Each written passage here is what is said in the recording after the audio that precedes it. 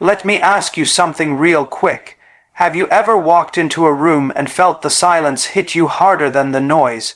You know what that silence means. It ain't peace. It's tension.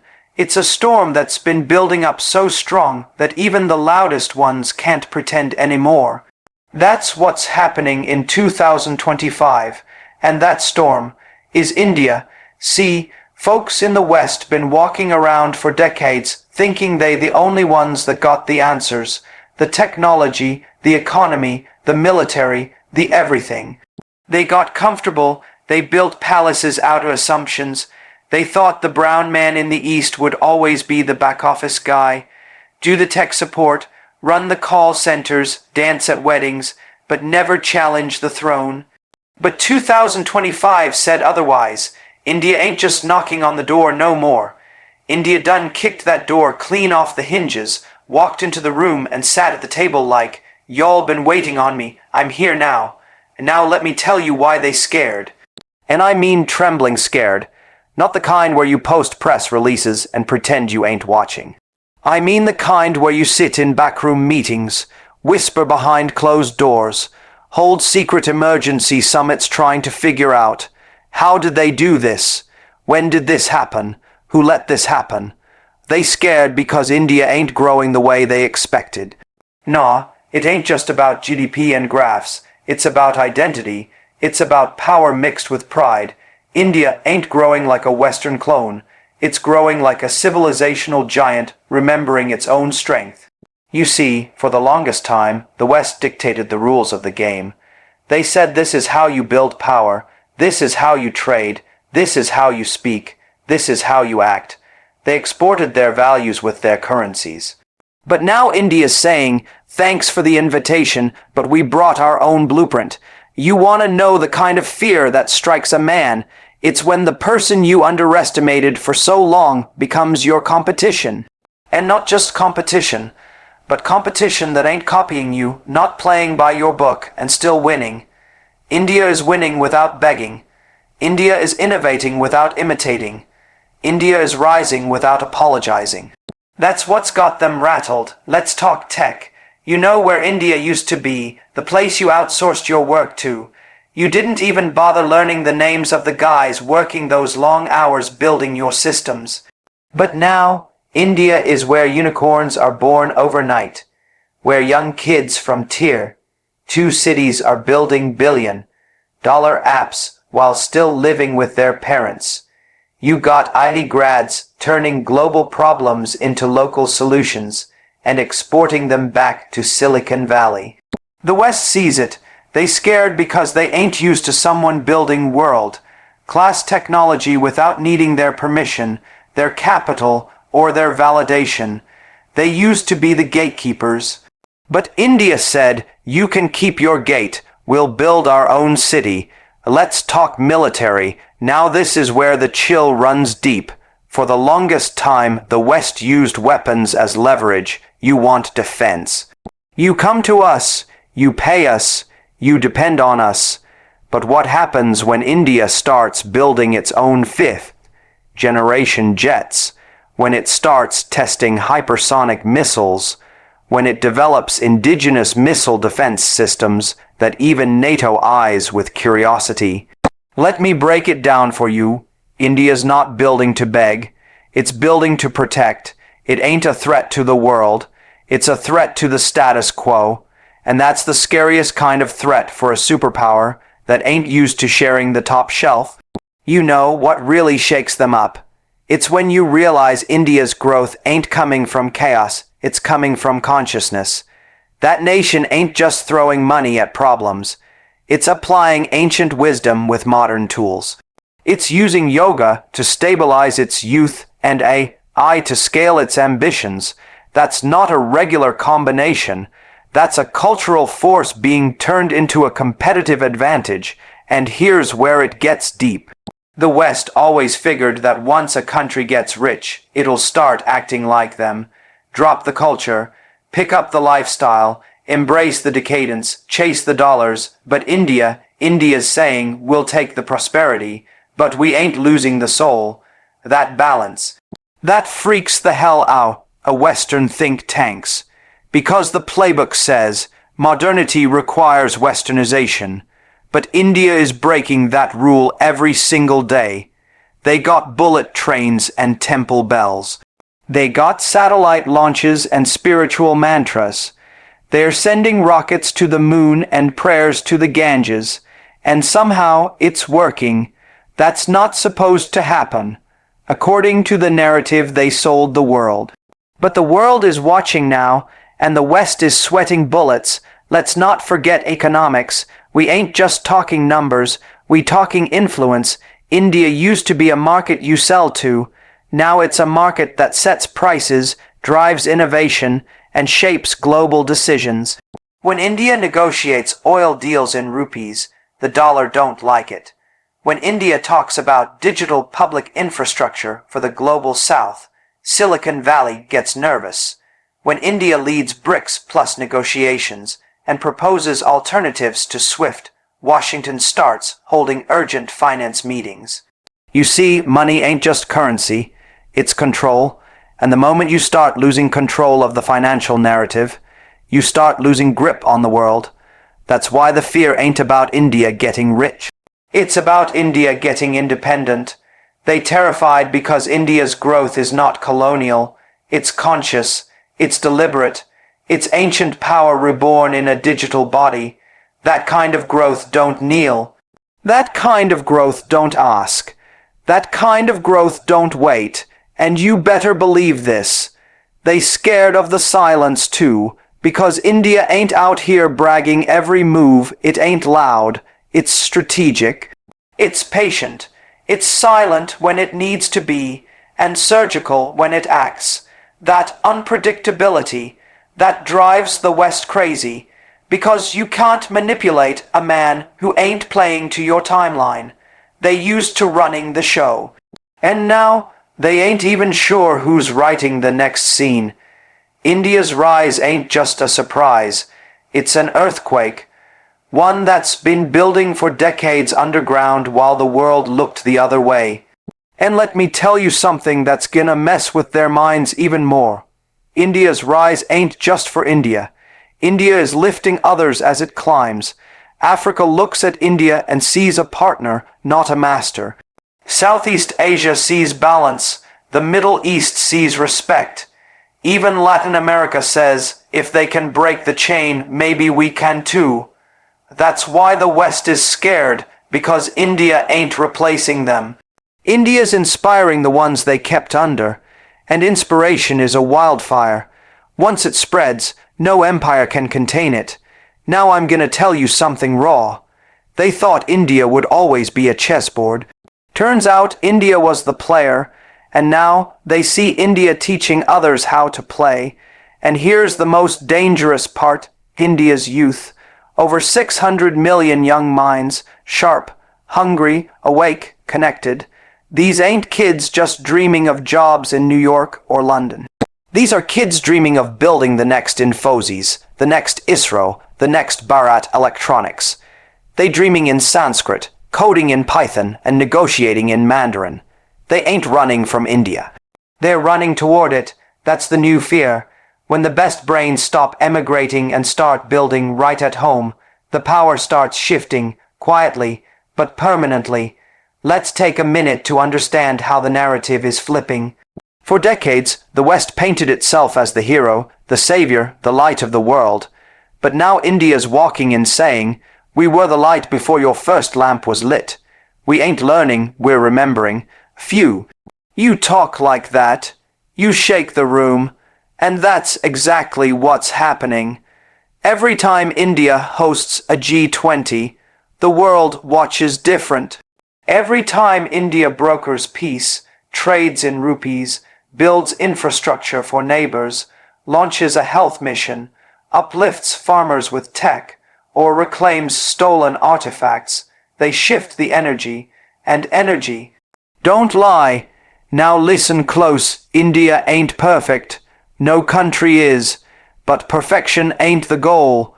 Power with purpose is. And that's what India is walking with in 2025.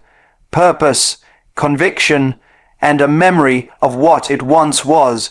See, the West got used to dealing with countries who forgot their past, but now they dealing with one that remembers it all.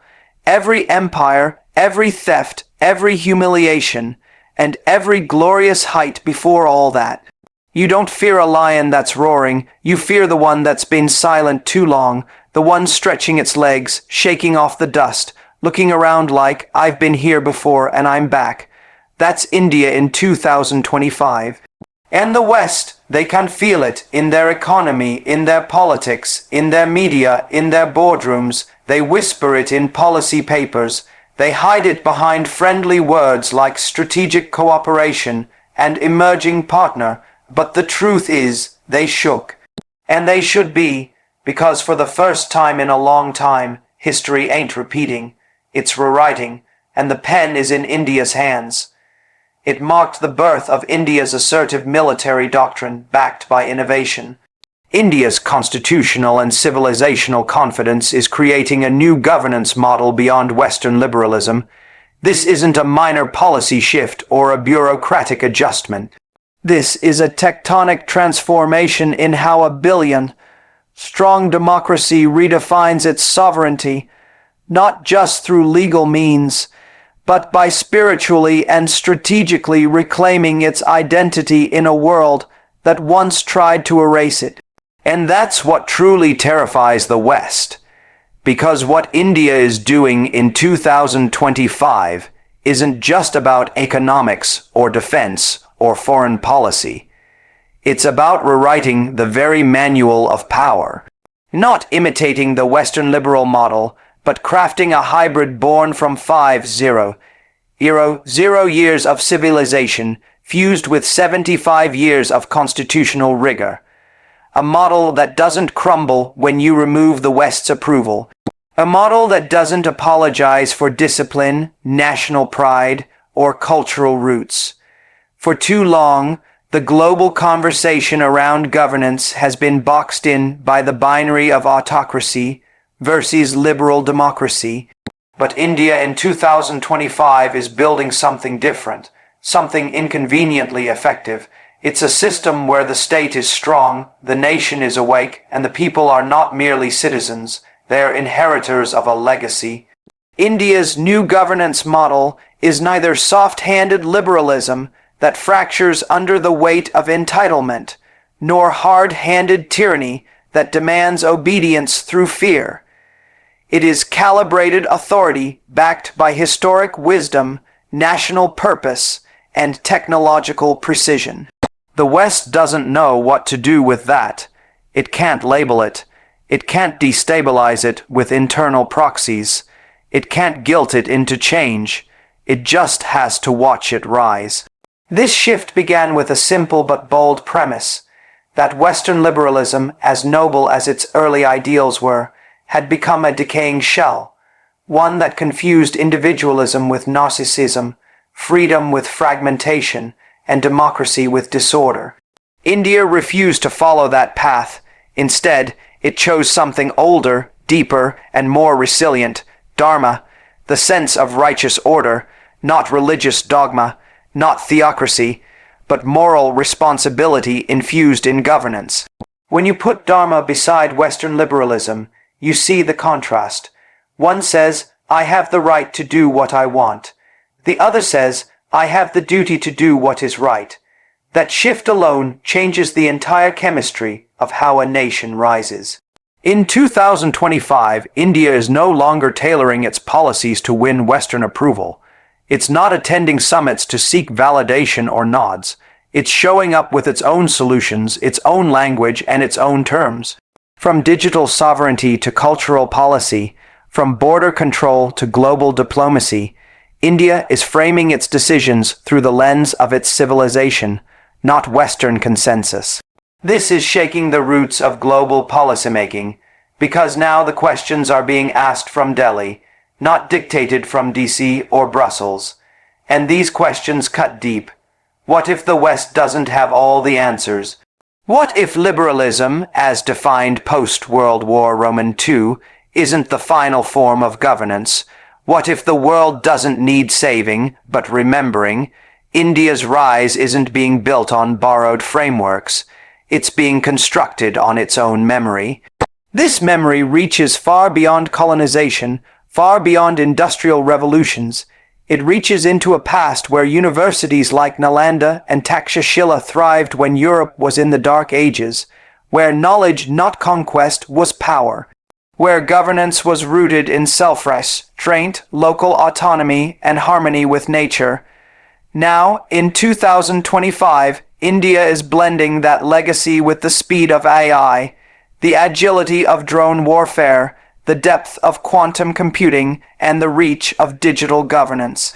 The result is a machine that moves fast but thinks deep, that acts decisively but not impulsively, that governs not to control, but to enable the civilizational arc to rise again. The military doctrine emerging from this civilizational confidence is unlike any seen before. It's not reactive, it's anticipatory. It's not built on fear of attack, it's built on clarity of purpose. This doctrine doesn't just defend India's borders, it deters intrusion into India's narrative. It doesn't wait for global powers to permit a response. It moves with moral clarity and technological superiority. It's not about seeking war, but about ensuring that if conflict comes, it ends on India's terms. This is a military backed not just by missiles, but by memory, of centuries of invasion, manipulation, and extraction. That memory has turned into precision doctrine, proactive surveillance, cyber deterrence, regional dominance without occupation, and a layered defense strategy that turns geography into strength. But what truly stuns the Western mind is how India's internal governance model feeds this external posture. The West assumed that India's democratic complexity would always be its weakness. Too many castes, too many languages, too many fault lines. But in 2025, that diversity is being turned into an advantage through tech-led inclusion, decentralized innovation, and a new social compact rooted in national unity, not imported guilt. India is running the world's largest digital welfare system without collapsing under fraud. It's managing 4 billion identities with precision while the West debates privacy without action. It's holding free elections with 900 million voters while Western systems get hacked by memes.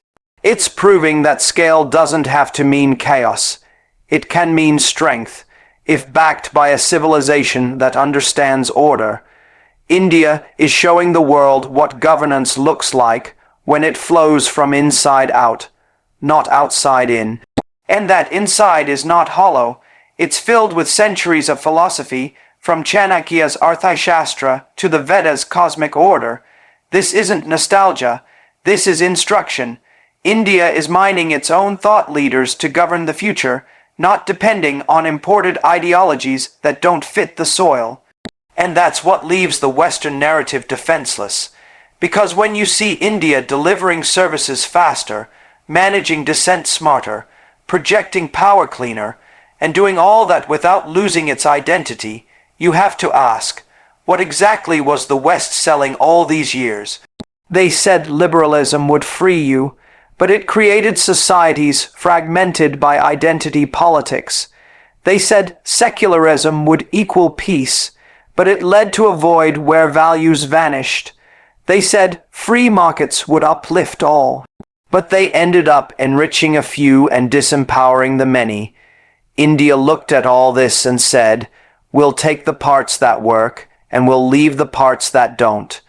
That courage to customize, that audacity to reject and recreate, that's what has the West pacing. Because if India succeeds, the world gets an alternative.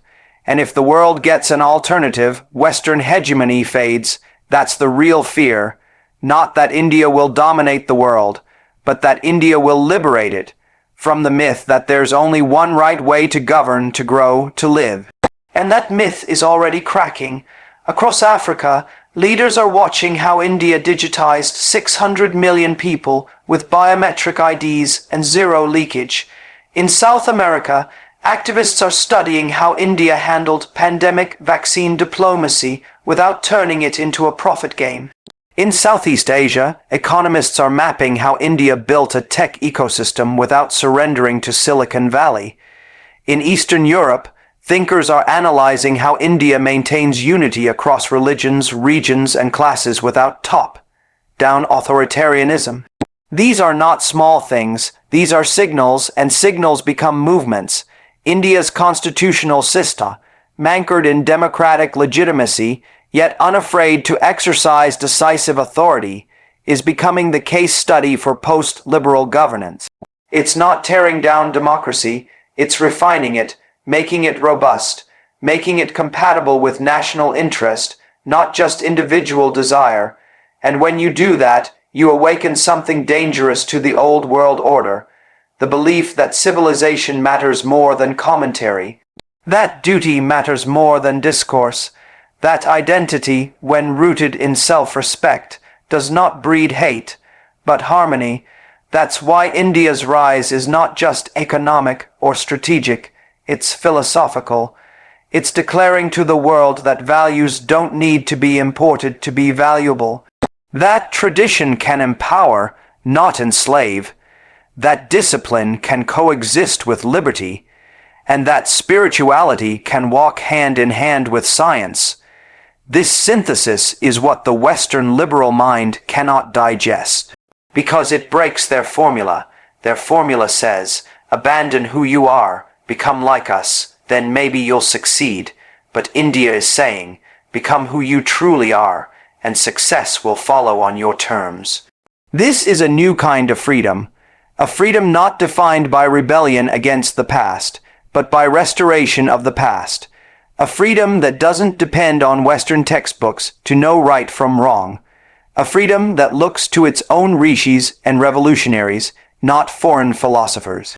And that kind of freedom, that's contagious. India is not exporting revolutions. It's exporting frameworks. It's not toppling regimes. It's redefining governance. It's not waving flags in other countries. It's inspiring silent awakenings.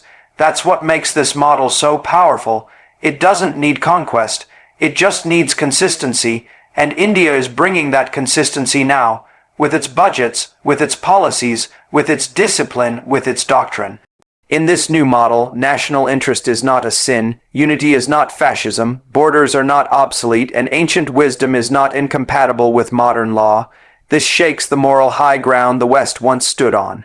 Because it exposes the cracks in their house, and the more the world sees India thriving on a different blueprint, the more it questions the blueprint it was handed.